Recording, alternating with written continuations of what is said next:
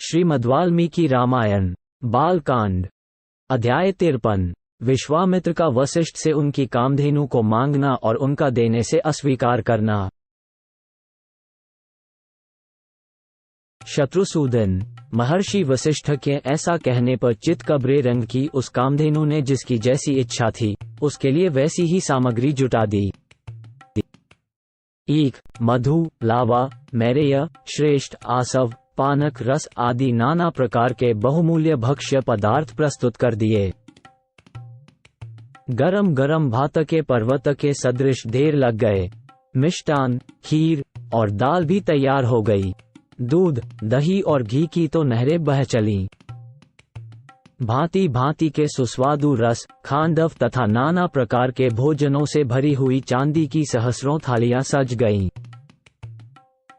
श्री राम, महर्षि वशिष्ठ ने विश्वामित्र जी की सारी सेना के लोगों को भली भांति तृप्त किया।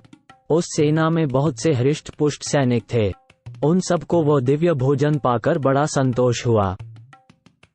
राजर्षि विश्वामित्र भी उस समय अंतपुर की रानियों, ब्राह्मणों और पुरोहितों के साथ बहुत ही हृष्ट पुष्ट हो गए। अमात्य, मंत्री और भृत्यों सहित पूजित हो वे बहुत प्रसन्न हुए और वशिष्ठ जी से इस प्रकार बोले। ब्रह्मा, आप स्वयं मेरे पूजनीय हैं तो भी आपने मेरा पूजन किया, भली भांति स्वागत सत्कार किया। बातचीत करने में कुशल महर्षि, अब मैं एक बात कहता हूँ, उसे सुनिए। भगवान, आप मुझसे 1,00,000 गौएं लेकर यह चितकबरी गाय मुझे दे दीजिए, क्योंकि यह गौ रत्न रूप है और रत्न लेने का अधिकारी राजा होता है। ब्रह्मा, मेरे इस कथन पर ध्यान देकर मुझे ये शबला गौ दे दीजिए, क्योंकि यह धर्मत मेरी ही वस्तु है। विश्वामित्र के ऐसा कहने पर धर्मात्मा मुनि व भगवान वशिष्ठ राजा को उत्तर देते हुए बोले। शत्रुओं का दमन करने वाले नरेश्वर, मैं 1,00,000 या 100 करोड़ अथवा चांदी के ढेर लेकर भी बदले में इस शबला गौ को नहीं दूंगा। यह मेरे पास से अलग होने योग्य नहीं है। जैसे मनस्वी पुरुष की अक्षय कीर्ति कभी उससे अलग नहीं रह सकती, उसी प्रकार यह सदा मेरे साथ संबंध रखने वाली शबला गौ मुझसे पृथक नहीं रह सकती। मेरा हव्य, कव्य और जीवन निर्वाह इसी पर निर्भर है। मेरे अग्निहोत्र, बलि, होम, स्वाहा, वष्टकार और भांति भांति की विद्याएं इस कामधेनु के ही अधीन हैं। राजर्षि, मेरा ये सब कुछ इस गौ के ही अधीन है, इसमें संशय नहीं है। मैं सच कहता हूँ, ये गौ ही मेरा सर्वस्व है और यही मुझे सब प्रकार से संतुष्ट करने वाली है। राजन, बहुत से ऐसे कारण हैं जिनसे बाध्य होकर मैं ये शबला गौ आपको नहीं दे सकता। वशिष्ठ जी के ऐसा कहने पर बोलने में कुशल विश्वामित्र अत्यंत क्रोधपूर्वक इस प्रकार बोले।